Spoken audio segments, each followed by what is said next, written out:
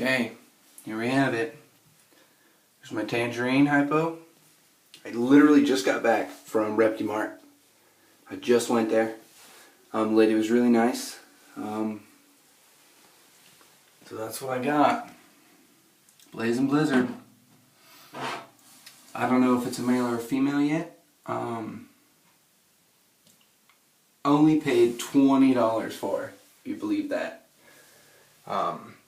I hope they're going to be okay together. I'm trying to introduce them in the bathtub. She's really kind of skittish. She doesn't really like being held, but we'll see how they go together. They're about the same size, so they should do alright.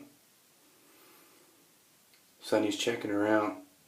I don't have a name for it yet. I don't know what I'm going to name it. I don't know if it's a male or a female, so